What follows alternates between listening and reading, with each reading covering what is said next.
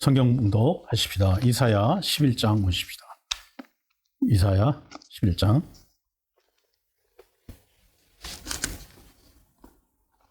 이사야 11장 1절부터 5절까지 보시겠습니다. 같이 읽읍시다. 이새의 줄기에서 한 싹이 나며 그 뿌리에서 한 가지가 나서 결실할 것이요 그의 위에 여호와의 영 곧 지혜와 정명의 영이요 모략과 재능의 영이요 지식과 여호와를 경외하는 영이 강림하리로니 그가 여호와를 경외함으로 즐거움을 삼을 것이며 그의 눈에 보이는 대로 심판하지 아니하며 그의 귀에 들리는 대로 판단하지 아니하며 공의로 가난한 자를 심판하며 정직으로 세상의 겸손한 자를 판단할 것이며 그의 입에 막대기로 세상을 치며 그의 입술의 기운으로 악인을 죽일 것이며 공의로 그의 허리띠를 삼으며 성실로 그의 몸에 띠를 삼으리라. 아멘. 아멘. 오늘은 예수 그리스도께서 이 땅에 오신 날을 기념하는 날입니다. 지금 오늘이 예수 그리스도께서 탄생한 날이냐 아니냐 이거에 대해서 말이 많습니다만은 또 신빙성 있는 성서학자들은 오늘이 아니다 뭐 그렇다 뭐 이런 식으로 얘기하는데 그것은 둘째치고 우리가 예수님께서 이 땅에 오신 날을 기념한다는 그 자체가 의미가 있는 것으로 생각하시면 좋겠습니다. 그래서 오늘 말씀을 보면 참으로 놀라운 하나님께서 예비하시고 준비하신 것을 미리 이사야의 입을 통해서 우리에게 가르쳐 주시고 계시다 하는 것을 우리가 알 수 있습니다. 첫째는 그가 어디에서 나올 것이냐, 그의 조상의 이름까지 정확히 얘기함으로 해서 하나님께서 작정하신 그 뜻을 분명하게 인간에게 행하시겠다는 것을 분명하게 말씀을 하신다 하는 것을 우리가 깨달을 수 있습니다. 그래서 우리는 성경은 정말 정확하고 그 성경의 내용이 우리에게 정말 귀하고 복되다 하는 것을 알 수가 있게 하십니다. 그래서 이제 그의 그 줄기를 보면 이새의 줄기에서 한 싹이 나온다. 그래서 이새라는 그 줄기 분명히 거기에서 나올 것이라고 이름까지 정확하게 기록하신 하나님. 그래서 우리도 이제 조금 생각하면 우리의 이름까지 하나님께서는 미리 기록을 해 놓으셨다. 우리 같은 정말 참 비천한 인간인데 하나님께서 예정하시고 기뻐하시는 뜻에 따라 그날에 이 땅에 보내시기로 작정하신 하나님. 그래서 그 작정하신 그 하나님께서 우리가 여기까지 오게 하셨고 또 앞으로 하나님의 거룩하신 뜻을 행할 수 있게 허락해 주신 거. 그거야말로 감사하고 그거야말로 기적 중에 기적이다 할 수가 있죠. 우리 한국 사람들은 이 족보를 굉장히 중요시하죠. 그래서 뭐 상놈이니 귀족이니 뭐 이렇게 이야기를 합니다. 양반이라 그러죠, 한국은. 그래서 그런 것들을 귀중하게 여기는 한국 사람에게 이제 그 족보를 대대로 그 족보를 이해하게 함으로 해서 성경을 금방 접근할 수 있게 하셨다. 물론 양반이니 뭐 상반이니 그런 얘기가 아니고 그러한 족보를 이렇게 쭉 이렇게 올라갈 수 있다는 것은 바로 예수님도 그러한 족보 가운데 한 분이었다. 그래서 제가 요즘 이제 마태복음 1장 1절부터 5절까지 외웠어요. 5절까지. 근데 25절까지 있는데 왜 그게 좋다고 생각을 하냐면 이제 그건 뭡니까? 다니엘 기도에서 어느 목사님이 한창수 목사님 그분께서 마태복음을 외우면 마태복음 1장을 외우면 구약이 다 보인다. 그래서 아이들에게 그걸 외우게 했더니 아이들이 정말 그 이야기를 했다. 족보가 다 보인다. 그 족보를 통해서 구약 성경이 보인다. 그래서 저도 그 몇 절 안 되지만 지금 외우고 있지만 그렇게 외우니까 정말 그런 것 같아요. 우리가 그 왕의 족보는 많이 들었잖아요. 누가 누구를 낳고 누가 누구를 낳고. 그래서 외우기 쉬워. 외우시고. 그런데 이제 아무튼 하나님께서 예수 그리스도를 아브라함과 다윗의 조상의 그 계보로서 내려오게 하신 그 이유가 그렇다. 거기에 이새도 있다. 이세도 있다. 그래서 그 이세가 분명히 이세가 아들을 낳을 것인데 그 아들이 누구냐? 바로 예수다 하는 것을 죄송합니다. 이세가 다윗을 낳고 다윗이 이렇게 쭉 나와요. 네. 그래서 아브라함과 다윗의 그 족보를 쭉 내려옵니다. 그래서 아브라함의 족보는 이제 12아들과 그 다음에 유다를 통해서 예수 그리스도께서 나오십니다. 그렇죠? 그래서 그 유다의 그 족보가 아주 또 묘하게 되죠. 또 보면 유다는 다말에게서 베레스와 람을 낳고 이렇게 됩니다. 그래서 그 베레스와 헤스론을 낳고 그 다음에 헤스론은 아미나답과 람을 낳고 이렇게 진행이 되는 게 5절까지 얘기입니다. 자, 아무튼 그래서 그러한 족보를 우리에게 보여주심으로 해서 한국 사람에게는 이게 참 잘 맞는 것 같아요. 아까도 얘기했듯이 한국 사람은 족보를 중요시하니까 아무튼 그러한 것을 통해서 이제 이세의 줄기에서 한 싹이 난다. 그 뿌리에서 한 가지가 나서 결실할 것이요. 근데 여기에서 말씀하시는 뿌리는 물론 그 인간의 족보에 의한 그 뿌리를 얘기하지만 예수님께서 이 뿌리라는 말을 잡고 다시 한번 묵상한다면 예수님께서는 이 땅에 나오셨을 때 뭐라고 말씀하셨어요? 네? 그는 풍채도 없고 마른 땅에서 나온 뿌리 같아서 풍채도 없고 우리가 흠모할 만한 아름다운 것이 없도다. 그 뿌리와 같이 뿌리에서 나온 싹같이 아주 연약한 그렇죠? 그래서 그 이사야 53장 2절에 보면 그런 연약한 뿌리 같고 사람들이 무시할 만한 그런 뿌리인데 거기에서 메시아가 나왔다 하는 것을 우리에게 보여주시면서 정말 참 하나님의 놀라우신 섭리는 평범한 것 같은데 그 뜻에 아주 깊게 인간이 알아들을 수 있을까 없을까 그런데 결국은 밝혀지고 그것이 정말 그래서 하나님이구나 하는 것을 깨닫게 해주시는 하나님의 놀라운 경륜. 그래서 우리는 참으로 기쁘고 감사하고 그래서 우리 하나님이지 하나님의 지혜는 정말 놀랍지 하는 것을 우리에게 가르쳐 주신다 하는 것을 우리가 깨달아야 될 것입니다. 자, 그래서 그 뿌리가 어떻게 됩니까? 결실할 것이다. 결실할 것이다.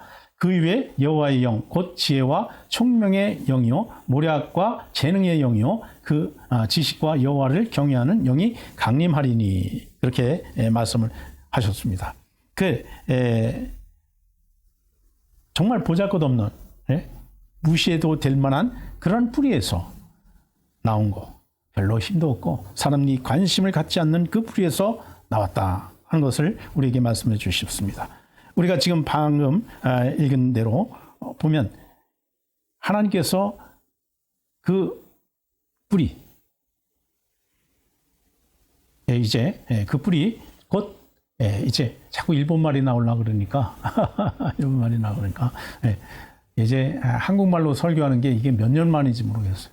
그래서 좀 어눌하고 자꾸 생각이 안 나고 그러네. 아무튼 이제 그 위에 여호와의 영이 나온다.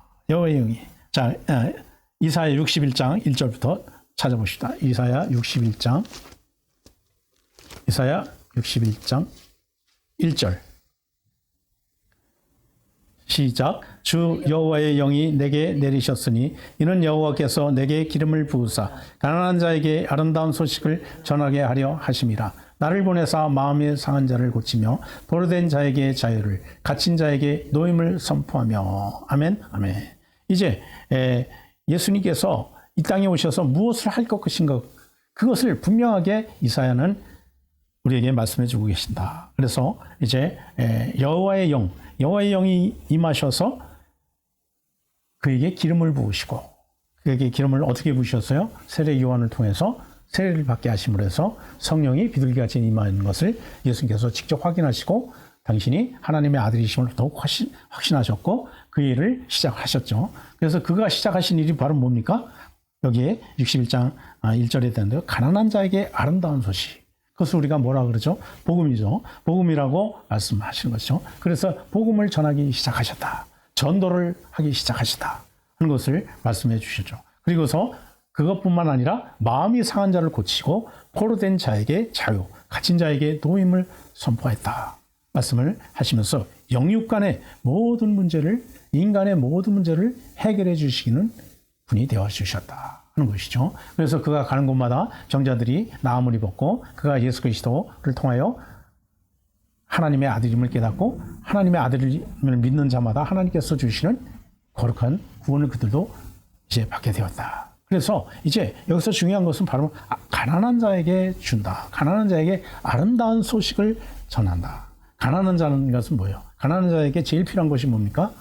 물론 이렇게 얘기하면 뭐 돈이죠. 이렇게 얘기하면 뭐 간단하죠. 더 이상 이야기할 필요가 없겠죠. 정말 중요한 것이 무엇이냐? 가난한 자에게는 선물이 필요해.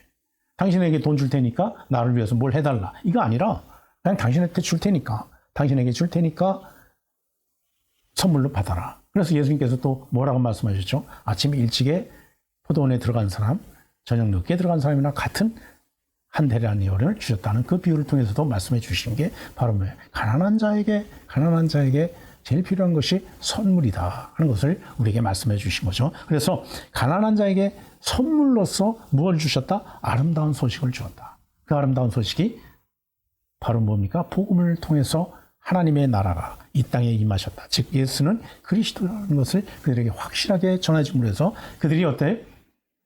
마음의 풍요를 느끼고 또 일상생활에 어떤 것을 풍족히 누릴 수 있는 복을 그들에게도 허락해 주셨다.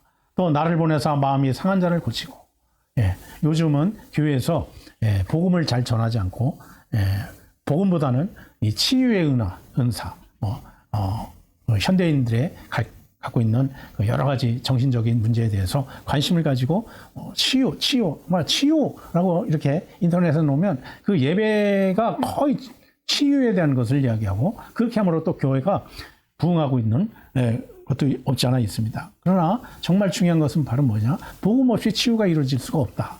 복음 없이 치유가 이루어지니까 자꾸 뭐예요? 나는 고침을 받았는데 마음에 또 공허와 허무가 자리 잡아.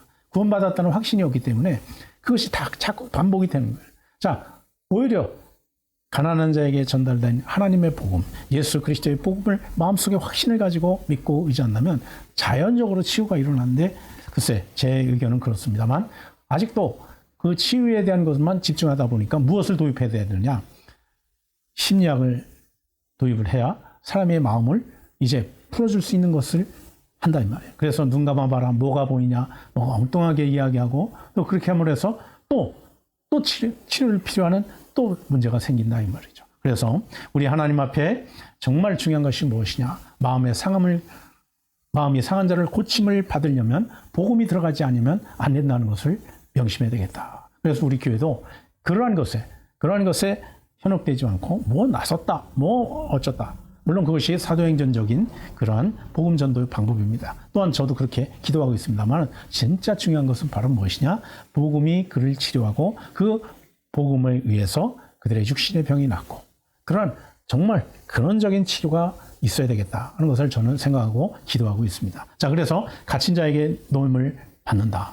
말씀드린 대로 지금 이 시대에 그런 아주 어렵고 힘든 정신적인 모든 문제, 육체적인 모든 문제를 어떻게 해야 한다? 이제 노임을 받게 한다. 이 노임을 받는다는 것은 원수마귀로부터 노임을 받게 하는 것도 포함이 됩니다. 그래서 예수 그리스도께서 이 세상에 오셨을 때 하신 일이 바로 무엇이냐?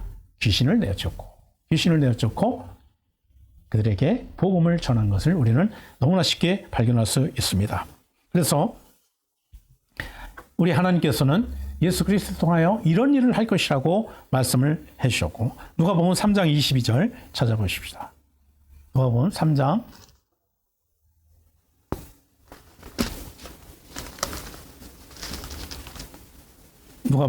22절 읽읍시다. 세노 성령 누가복음 3장 22절 누가복음 3장 22절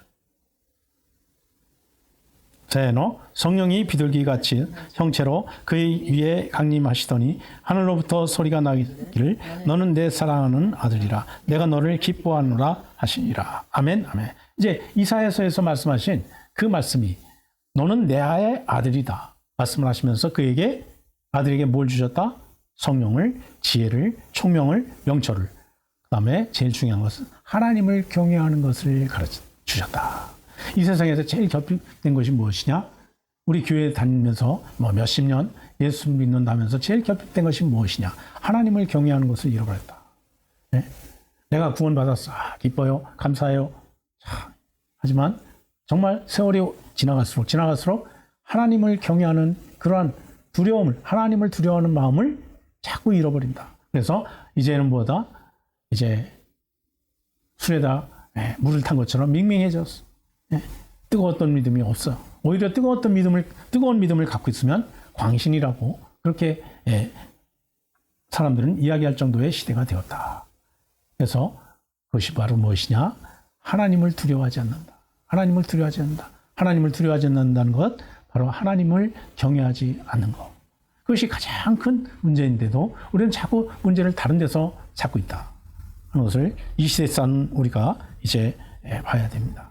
그래서 그가 정말 예수 그리스도를 통하여서 우리에게 가르쳐 준 하나님께 대한 믿음이 뭐냐? 하나님을 경외하는 것. 하나님을 경외하는 것. 그 가장 경외한 클라이막스가 뭡니까? 뭐라고 생각하죠, 여러분? 복음 전도였죠. 그리고 그가 하나님을 정말 경외했던 것은 바로 무엇이냐? 겟세마나의 동산에서 이 잔을 좀 옮겨주십시오. 이 잔을 옮겨주십시오. 우리 예수님도 목숨을 사랑하신 분입니다. 우리만 우리의 목숨을 사랑하는 것이 아니라 예수님 당신도 당신의 목숨을 소중하게 여기셨고, 또한 그가 겟세마네 동산에서 그렇게 기도했던 것은 우리를 정말 사랑하고 아껴주셔서 금방 자기 자신을 포기하고 하나님 뜻대로 하옵소서 그렇게 말씀하시잖아요. 그래서 그 클라이막스가 뭡니까? 십자가에 죽으심. 십자가에 기꺼이 죽으심. 예수 그리스도께서 이 땅에 왜 오셨습니까? 십자가에 죽으시기로. 십자가에 죽으시기 위하여 이 땅에 오신 것을 나는 분명히 믿습니다. 그가 피해갈 수도 있고 도망갈 수도 있고 그의 능력이 없어서 십자가에서 내려올 수 없는 것이 아니라 십자가에서 당장 내려와서 모든 사람을 다 멸망시킬 수 있는 그 능력이 있으심에도 불구하고 십자가에서 그 고통을 담당하시고 그 고통을 참으신 것은 바로 무엇이냐? 우리를 위해서, 우리가 십자가에서 죽지 않기 위해서 그분이 그렇게 하신 것입니다. 그래서 그것이 가장 큰 무엇입니까? 하나님을 경외하는 마음이 그에게 없으면 그렇게 안 하셨을 거예요. 그렇죠? 그렇습니다. 그래서 우리는 이제 예수 그리스도의 그 크신 사랑과 은혜, 그 크신 사랑과 은혜 가운데 우리가 살고 있음을 늘 마음에 잊지 말고 하나님을 경외하는 믿음을 우리가 굳건히 유지하지 않으면 안 되겠다 하는 말씀을 꼭 드리고 싶습니다. 여러분, 하나님을 사랑하는 것이 무엇입니까? 물론 사랑하는 것이 하나님께 가까이 있고 그런 것이죠. 정말 중요한 것은 바로 예수 그리스도의 십자가를 나의 인생의 십자가로 생각하고 그 십자가의 은혜와 그 부활의 능정을 내가 믿음으로 또 그 하나님의 복음을 전함으로 내가 하나님을 두려워하는 것입니다. 실질적으로 우리가 이 세상에서 살면서 무엇을 하면 하나님을 기쁘시게 할까 고민도 많이 하죠. 정말 고민 많이 합니다.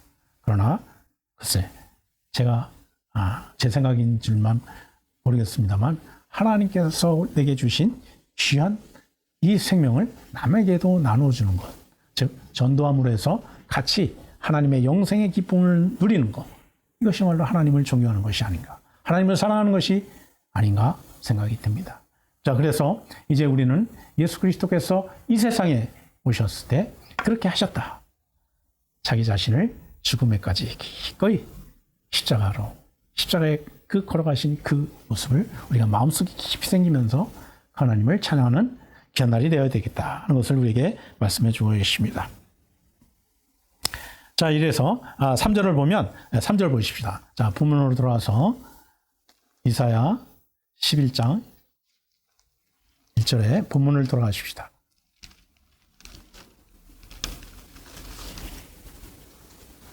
자, 3절. 세노 그가 여호와를 경외함으로 즐거움을 삼을 것이며 그의 눈에 보이는 대로 심판하지 아니하며 그의 귀에 들리는 대로 판단하지 아니하며. 이제 말씀드린 대로 하나님을 경외하는 것을 즐거움을 삼았다. 또 중요한 것이 바로 무엇입니까? 그의 눈에 보이는 대로 심판하지 아니하였다. 이제 제일 중요한 것이 이 세상 살면서 이제 제일 중요한 것이 무엇입니까? 뭐 여러 가지가 있겠지만 억울하지 않아야 됩니다. 억울하지 않아야 돼요. 여러분, 억울하다고 생각되면 그것이 억울해. 억울하네. 그리고 끝내는 사람. 물론 그런 사람도 있겠지만 억울하다 생각되면 평생을 갑니다. 또 그 평생에 가는 것이 문제가 아니라 그 대대손손이 억울함이 내려갑니다. 그렇지 않습니까? 물론 오해라는 것도 있을 수 있겠죠. 그러나 그 억울하다는 그 생각이 계속 이제 대를 거듭하여 내려갈 수 있는 것입니다. 그렇습으로 해서 무엇이 중요합니까? 재판이 중요한 거예요. 심판이 중요하다. 그래서 눈에 보이는 대로 심판하지 않는다. 네. 눈에 보이는 대로 심판한 사람이 얼마나 많습니까? 그렇죠? 그러므로 인하여 하나밖에 없는 생명이 억울하게 죽을 수밖에 없고 그 억울함으로 인하여 말씀드린 대로 또 억울함이 생기고 그렇죠? 그 억울함이 대대손손이 내려갑니다. 그래서 그 억울함이 없이 심판하려면 무엇이냐? 눈에 보이는 대로 심판하지 아니하고 귀에 들리는 대로 심판하지 않아야 됩니다. 그래서 공의로 심판해야 됩니다. 자, 요한복음 5장 30절 한번 찾아보십시다. 요한복음 5장 30절. 시작. 내가 아무것도 스스로 할 수 없노라. 듣는 대로 심판하노니 나는 나의 뜻대로 하려 하지 않고 나를 보내신 이의 뜻대로 하려 함으로 내 심판은 의로움이라. 아멘, 아멘. 네가 한 거에 대해서 내가 잘 알고 있다. 잘 알고 있다. 그러므로 해서 내가 심판하는 것이 아니라 내가 아버지께로부터 들은 것을 가지고 너를 심판한다. 하나님께로부터 들은 것을 가지고 너를 심판하는 것이다. 말씀하시죠. 자, 이제 세상에 모든 최후의 심판이라고 우리가 말씀드리지만 그 최후의 심판에서 뭐라고 말씀하시죠? 책이 두 책이 있죠. 하나는 행위에 대한 심판, 하나는 생명책에 기록된 책, 생명책이라고 그러죠. 그래서 그 두 책이 있어서 생명책에 이름이 있나 없나 확인하고 그 다음에 행위에 대해서 조사를 합니다. 하나님께서는 지금도 우리를 다 기록하고 계십니다. 잊어버릴까 봐? 아니요. 우리에게 공평한 재판을 행하시기 위해서 하나님은 기록하고 계셔요. 나 그런 적 없어요. 네가 언제 몇 날 며칠 몇 초에 이런 말을 했지 않나요? 하나님 다 기록하셔요. 그래서 그 심판을 받는 것이 정확하고 틀림이 없다는 거예요. 예수님께서 말씀하신 내가 심판하는데 그 심판이 무엇이냐? 하나님께서 내게 가르쳐 주신 대로 나는 심판할 뿐이다. 말씀을 해주시면서 공평한 심판, 공정한 심판을 말씀해 주고 계시는 것이죠. 그래서 변명의 여지가 없다. 너희 왜 예수 안 믿었어? 예. 듣지 못했습니다. 아니야. 여기 가슴이가 우라 그리스도 교회에서 들었잖아. 그렇죠? 예.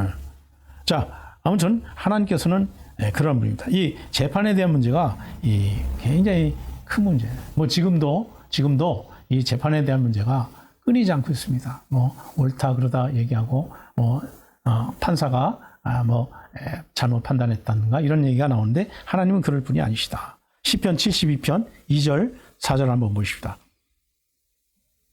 시편 72편 2절 4절.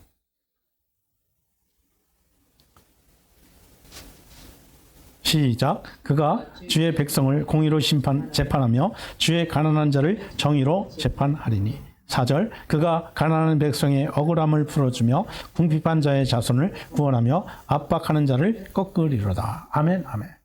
자, 이제 하나님께서 공의로서 모든 일을 재판하실 것이다. 이제 말씀해 주고 계신 것이죠. 여러분, 공정한 심판을 받는 것이 최고의 기쁨입니다. 물론 내가 잘못했을 때 조금 뭔가 유두리가 있다면 그 기쁘겠지만 정말 중요한 것은 바로 뭐냐? 공정한 심판 아래 내가 심판을 받았다면 그것을 기뻐해야 됩니다. 자, 무슨 말로 우리가 비교할 수 있을까요? 예수 그리스도를 전했어. 예수 그리스도를 전했는데 이 사람은 정말 하나님 앞에 겸손해서 복음을 받아들이고 예수 그리스도를 나의 구세주로 영접하여 하나님의 자녀가 됐어. 근데 어떤 사람은 정말 그때에 그 말씀을 듣고 예수님을 영접하지 않았고 믿지 않았다. 그렇다면 그 사람에게는 정당한 것이 무엇이냐? 하나님의 말씀대로 하나님께서 행하시는 대로 따르는 것이 바로 정당한 것이죠. 하나님은 우리에게 말씀하고 계셔요. 그래서 우리에게 복음 전하는 그 사명이 우리에게는 공정한 재판을 일으키게 하는 가장 작은 시작이다. 말씀할 수 있어요. 그래서 우리가 그들에게 재판을 행할 수는 없지만 예수 그리스도에 대한 분명한 이름을 그들에게 전함으로 해서 그들이 하나님의 자녀가 될 수 있는 권리를 또한 그러한 의무를 그들이 판단할 수 있도록 믿음을 뿌려주는 것이 중요하다 생각을 합니다. 자, 그래서 우리는 헛된 일을 하는 것이 아니라 복음 전하는 일이 가장 아름답고 복된 일이다 말씀하고 계셔요. 자, 그래서 본문 돌아와서 4절에 보시면, 자, 세노 공의로 가난한 자를 심판하며 정직으로 세상의 겸손한 자를 판단할 것이며 그의 입의 막대기로 세상을 치며 그의 입술의 기운으로 악인을 죽일 것이며 5절 공의로 그의 허리를 삼으며 성실로 그의 몸에 띠를 삼으리라. 아멘, 아멘. 이것이 바로 무엇이냐? 메시아가 통치하는 나라. 메시아가 통치하는 나라가 바로 이런 나라다 하는 것을 말씀해 주고 계셔요. 그래서 하나님은 예수 그리스도를 성실하게 지혜와 능력과 또한 크신 은혜를 우리에게 보여주시기 위해서, 베푸시기 위해서 예수 그리스도께 그런 영을 주셨다 하는 것을 우리에게 말씀해 주고 계시고, 자, 그래서 6절부터 쭉 이제 마지막 절까지 읽으면 이제 이 메시아의 통치가 어떤 나라인가를 쭉 말씀해 주고 계셔요. 자, 시간이 없으니까 제가 16절만 읽어드리겠습니다. 그때 이리가 어린 양과 함께 살며 보배문이 어린 염소와 함께 누우며 송아지와 어린 사자와 살찐 짐승이 함께 있어 어린아이에게 끌리며, 밑에는 민나상 집에 가서 민나상이라 여러분 집에 가서 꼭 읽어보시면 돼요. 자, 그래서 그러한 나라가 그렇게 통치되는 나라, 그 나라가 메시아의 나라라고 분명히 말씀해 주셨고, 우리에게 이제 예수 그리스도를 이 땅에 보내신 이유와 목적이 무엇인가를 아주 짤막하게 설명해 주심으로 해서 믿는 자에게 그 나라에 살게 할 수 있도록 하나님께서 하셨다 하는 것입니다. 자, 예수 그리스도는 이 땅에 그 일을 완성하시기 위하여 오셨습니다. 결코 우리 인간에게 강제로 믿게 하시는 분이 아니라 우리 인간에게 그 선택권을 주심으로 해서 예수 그리스도를 영접하고 믿는 자는 하나님의 자녀가 되는 그런 특권을 우리에게 주심으로 해서 우리가 그 특권을 누릴 수 있게 하시는 하나님의 은혜를 누릴 수 있다 하는 것을 말씀해 주고 계십니다. 자, 그래서 오늘 성탄을 맞이해서 예수 그리스도께서 이 땅에 이제 이세에 참 별 볼 일 없는 그 초라한 싹이 이제 되셔서 이 땅에 오셔서 우리를 위하여 십자가에 죽으심으로 그의 희생으로 우리가 영생의 복락을 누리게 하신 하나님의 은혜를 늘 기억하면서 감사함으로 나갑시다. 아멘. 기도하십시다. 하나님, 그렇습니다. 이세의 줄기에서 예수 그리스도를 보내시고 또한 그 예수 그리스도께서 우리에게 주신 크신 은혜로 우리가 하나님의 자녀가 되는 특권을 누리게 하시니 감사합니다. 이 귀한 복음을 이 땅에 전합니다. 이 일본 땅에도 하나님의 은혜가 넘쳐나게 하시고 하나님의 자녀, 하나님의 백성을 주께서 모아주시고 주여 걸어가신 메시아의 나라의 통치가 이 땅에도 임하게 주옵소서. 오늘 찬양하는 모든 주의 백성의 권세에 하나님 크신 은혜를 베푸시고 도와주시옵소서. 감사합니다. 이 땅에 오신 예수 그리스도 부활의 이름, 그 이름을 찬양하며 감사하며 기도드립니다. 아멘. 아멘.